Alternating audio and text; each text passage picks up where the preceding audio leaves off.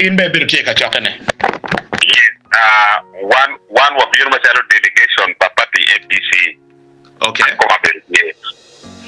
Be wa for you try look matia ngi pajukan ena ye lupoko ka choke men indwa pa we are board dwe me abor mo ali vario ki pierre we bit mo berotie ki gulu city ya which ma president goro diro ki actually kan leadership ma pat duju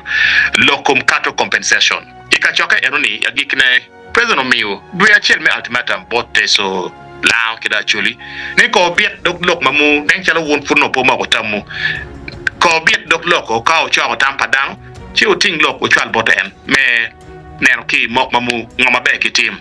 neno tiene kadare dok ora chela be onong dien makichulo makome bija donc la pentieni watini undo o kwene ki yup mamu me chako dok lok padano afoy matek omera SK Bernard adeta ko matek adeda polkare dikino topic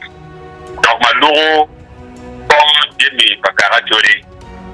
Donc Bernard, la chincha mawano beri ya wage, ati ni president Yoweri Museveni. Ada Museveni, omi udwe chiel, ni committee omi arugo go report boti. Amiro mogonene, committee miteso. La wo magare, ena go chero pere jim la didlobo. Ma omi report ma meki kore, ma vice president alupo, eno wiki. Donc, ma mekwani la chinja wan wa yero team mom your very committee le eroni. Ikin members of parliament wati ye minister ila rone ka tel gimego a all betu chan. Ma wa wajo ni gen gutung the one machalo members of parliament. Donc, logmani ang area committee ma mekwani. Pot go beru pinwan di tel keken. Donc beru gi wangi tel mago beru ni wanu wa pejo gidi olo kedo o kwene log mago wajo erne giberu pen giber kanero anage mao mergi wate kwetgi gi district akira til mati actually wate ni gi mogo ni o mergi wor district abor ni o weg mati actually kada ngi tiego wot dongi gibin gi cho report digite bot la ditogo ento we chawale eni bot go beru pendi tel keken wa wot mo ni penyo tampa dano i district mo ya chole beru poti akuti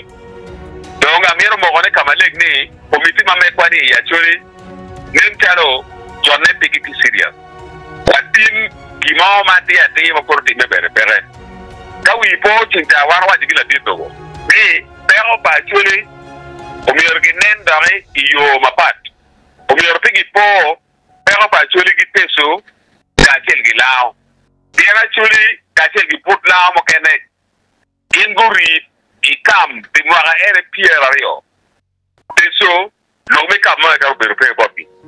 ti pero ba chole ni o mi orginen gi wang matut dagite iyo ma pierre terra da o mera LK Bernard abiro mo gone botoni watin committee pa chole poti agu katigi report mo poti agu katigi mo ken bere watamgi ni chero karwata gina dilowo bere pere